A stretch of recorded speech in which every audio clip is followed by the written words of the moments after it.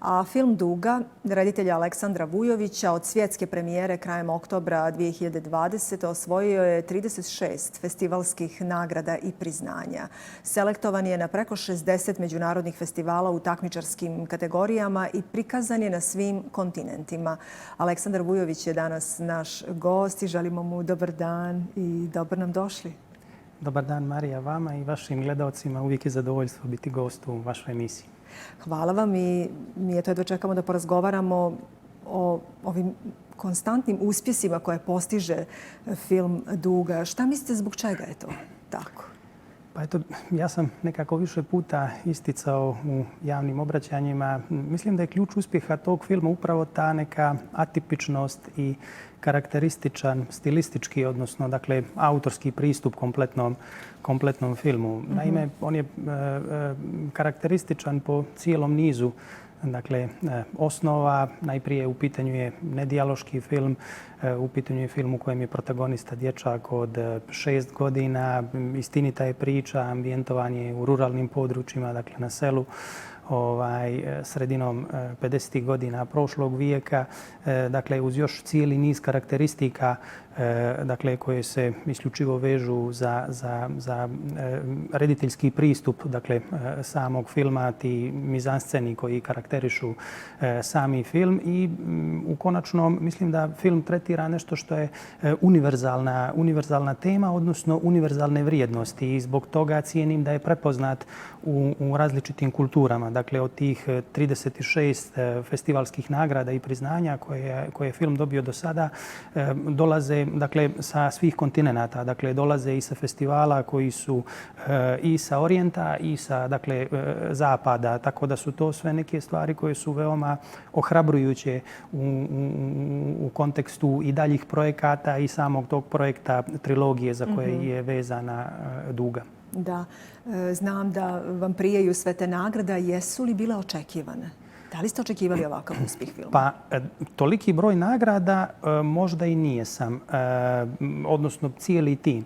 Međutim, u odnosu na observacije koje sam lično dobijao, budući da sam film kada je bio gotov, jer smo mi praktično, film se zaključio u jeku pandemije koronavirusa i onda je to bio malo jedna otežavajuća okolnost za festivalsku distribuciju, ali ja sam iskoristio taj neki period, da kažemo vakum period kad je sve nekako bilo u stanju mirovanja, da film šaljem na niz evropskih adresa, dakle profesionalcima, ljudima sa kojima sam godinama sarađivao i sarađujem i dalje u inostranstvu. I u tom periodu te observacije koje sam dobijao u odnosu na film bile su zaista ohrabrujuće u odnosu na ono što se potencijalno može očekivati od filma.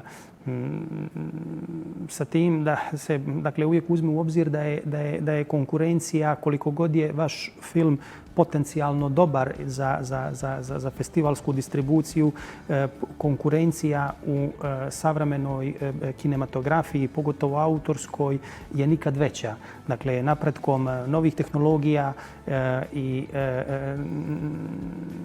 jednostavno se otvorio prostor cijelom nizu filmmakera da za neke relativno manje ili skromne budžete mogu da snime film.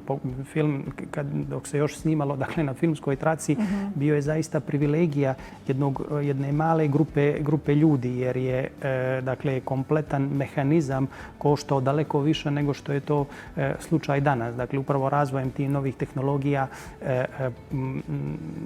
da kažem, drastično se povećala produkcija na svjetskom nivou. Samim tim i broj filmova koji konkurišu, pogotovo na značajnim festivalima, kakvi su festivali koji imaju licence Oscar kvalifikacije, recimo u Španiji, oni najznačajniji, nacionalni sa Goya licencom, festivali sa licencom, evropskog Oscara i tako dalje. Dakle, to su sve festivali koji privlače sve autore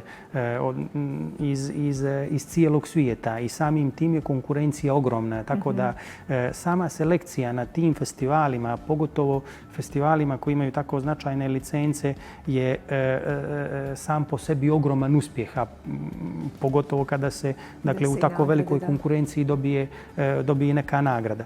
Da.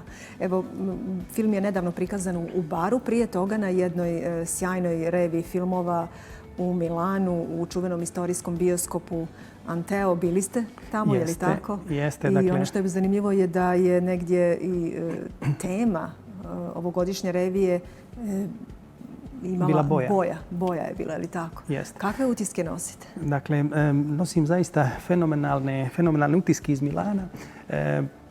Dakle, to je bila revija filmova koja je okupila dakle, određeni broj svjetski poznatih autora, dakle svjetski poznatih režisera i zaista meni je bila velika čast što je Duga odabrana da zatvori tu reviju filmova koja nosi naziv Cinema e Arti, dakle kinematografija i umjetnost, koju je organizovala Milanska Brera sa cijelim nizom drugih dakle, državnih institucija kao što su između ostalog i Kinoteka iz Bolonje.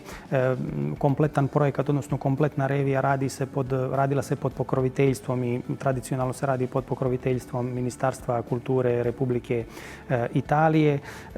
Kazat ću i to da su recimo kuratori 12. izdanja revije Cinema e Arti bili ljudi kao što su Laura Lombardi, Elisabetta Longari, dakle, koji su dakle, značajna imena na nivou dakle, kulture i umjetnosti u Italiji. I meni je, ponavljam, bila velika čast što je Duga od svih tih filmova i dakle, svjetski izvikanih imena i priznatih imena odabrana upravo da zatvori tu retrospektivu i dakle, ista ta činjenica koju ste vi pomenuli, a to je da je film prikazan u tom istorijskom bioskopu, dakle Anteo, koji se nalazi u srcu grada. Moram kazati da je retrospektivi prisustvovala i ambasadorka, odnosno prezentaciji filma Dugo u Milanu je prisustvovala i ambasadorka naše zemlje, dakle u Rimu, tako da ovako nekako svi zajedno nosimo fenomenalne utiske u odnosu na te observacije, razgovor koji je na kraju vođen i stručnu kritiku i analizu koju je film dobio nakon dakle, projekcije. Da. Eto, postoje još mnogi oni koji ga nisu vidjeli. Evo, možete li nam malo približiti samu priču filma koji je nastao po motivima, kao što ste rekli, istinite priče iz knjige.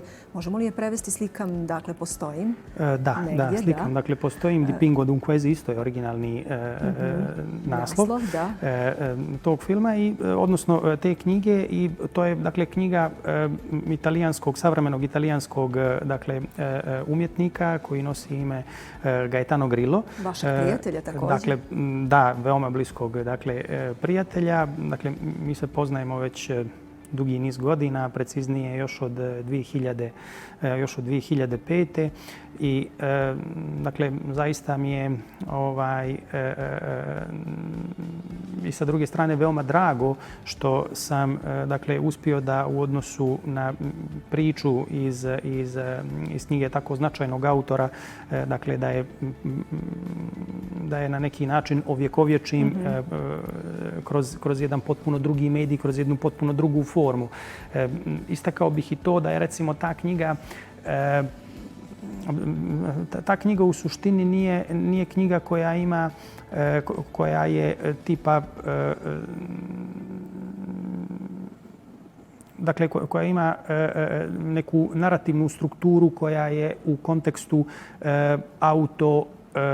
biografije, dakle kompletno autobiografije, dakle samog autora, nego se bavi cijelim nizom problematika kada su u pitanju dakle kulturne politike u Italiji, pogotovo vezane za taj period u kojem je knjiga izašla. To je bilo, ako se dobro sjećam, 2017. godine. Ono što je meni bilo zanimljivo kod te knjige jeste taj prvi dio u kojem on upravo govori o tome kako je postao umjetnik prije nego što ide u analizu dakle, tih problematika kulturnih politika dakle, u Italiji koje su konkretno bile vezane za te godine. Je li bilo sa njim lako sarađivati u samom procesu stvaranja filma? S obzirom da znamo svi da i umjetnici, ne mogu da kažem sad, vole, da dobro znaju ko će raditi o njima film ili film inspirisan njihovim knjigama i ne prepuštaju tek tako to rediteljima, jel da?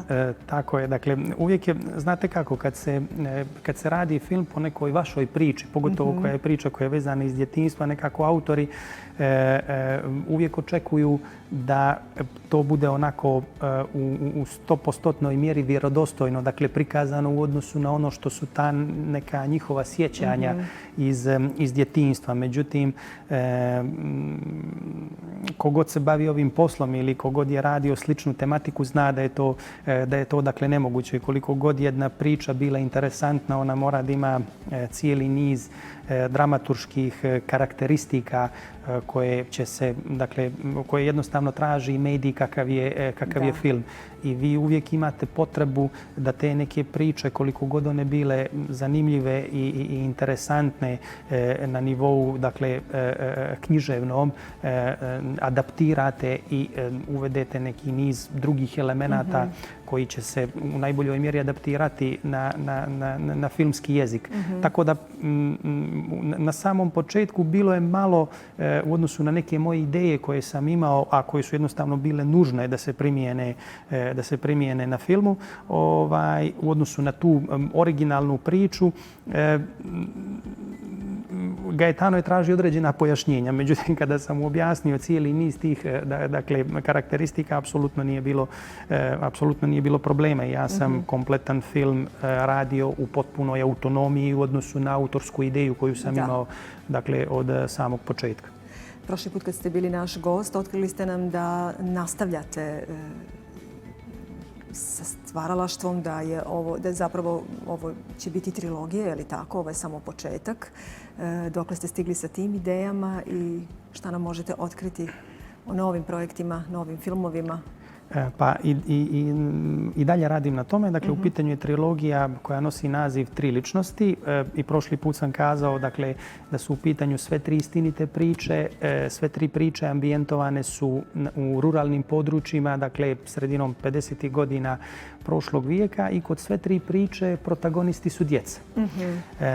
Dakle, to je ono što ih veže i tim, dakle, glavnim junacima kod sve tri priče u toj nekoj najranijoj mladosti će se desiti određene stvari koje će zauvijek promijeniti njihov život. Sada je malo nezahvalno pričati o nekim vremenskim okvirima, budući da i sami znate da je snimiti film veoma kompleksno, jer filmovi koštaju puno, dakle okupljaju veliki broj profesionalnih figura i prije svega potrebna je institucionalna podrška da bi se oni mogli realizovati. Ono što mogu da kažem jeste da uporedo radim na nekoliko projekata.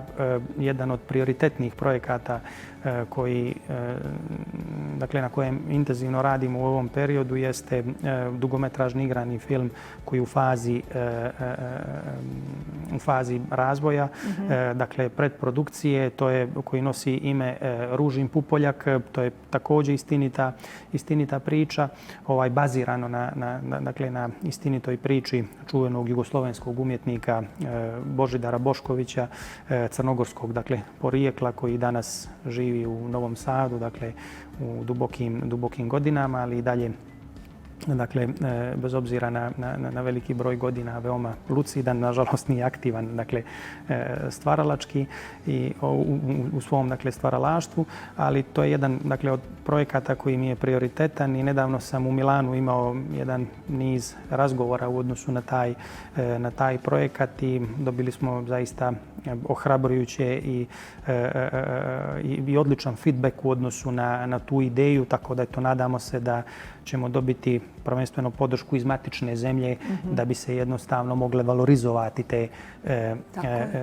ti evropski kontakti i ta zaista velika zainteresovanost u odnosu na konkretan projekat koji dolazi sa značajne, moram kazati, evropske adrese, jer u pitanju je producent Gianfilippo Pedote, mogu slobodno dakle, pomenuti, koji je recimo prije 2 godine dobio nagradu Davide Donatello, dakle jedna od najznačajnija italijanska nagrada, jedna od najprestižnijih dakle, evropskih koju može dobiti jedan autor, dakle za film Selfie koji je dakle, producirao, jer u pitanju dakle, producent koji je do sad imao više od 10-ak filmova nominovanih na Venecijanskom festivalu, koji je 90-ih producirao reditelje kao što su Bertolucci, kao što je Gofri Reggio, tako da dakle, zaista jedan ozbiljan partner i eto, nadam se da će taj film dobiti podršku, dakle, prvenstveno iz matične zemlje koji je prvi i glavni zamajac da bi se vi uopšte mogli da valorizujete koprodukciju, jer koprodukcija znači da vi prvo imate podršku iz zemlje iz koje film dolazi, jer to treba bude crnogorski film, a ne italijanski. Jeste imali podršku do sada i pored 36 nagrada svjetskih? Do sada ne, ali eto, nadamo se da će se ta praksa u perspektivi, odnosno u bliskoj budućnosti, dakle, prekinuti, da će projekat biti prepoznat. Mi smo u odnosu na prošlu godinu radili i dalje na tom projektu, tako da idemo onim kanalima, dakle, koji su ustaljeni u kontekstu, dakle, obezbeđivanja sredstava za podršku iz matične zemlje i nadamo se da će film Ružin Pupoljak konačno biti prepoznat, da bi jednostavno se nastavio da se razvija u onom pravcu u kojem je to, dakle, strateški i zamišljeno i postavljeno. Ko čini glumačku postavu? Dakle, još uvijek je, dakle, imam i tu, dakle, vrlo jasne ideje oko glumačke podjele. Dakle, to bi bila okosnica, dakle, ljudi sa kojima sam već, dakle, sarađivao, kao i neki, dakle, novi svakako, jer u dugometražnom igranom filmu svakako da je podjela će biti mnogo veća u odnosu na kratkometražni film. U međuvremenu i protagonista Duge, dakle Nikša Radojičić je porastao, tako da on sada ima, on bi otprilike imao negdje godina koliko bi trebao da ima protagonista kod filma Ružin Pupoljak, a to je dakle oko 10 godina, tako da je on svakako jedna od realnih opcija za tu glumačku podjelu u tome filmu, a jednostavno se i poznajemo, tako da je to bi bio jedan, da kažem, kontinuitet jedne dobre saradnje. Da. Želimo vam puno uspjeha, uz veliku zahvalnost što ste bili danas sa nama i nadamo se da neće izostati podrška i naše zemlje. Puno hvala, Marija. Nadam se ja i cijeli tim koji radi na ovom projektu. Hvala još jednom.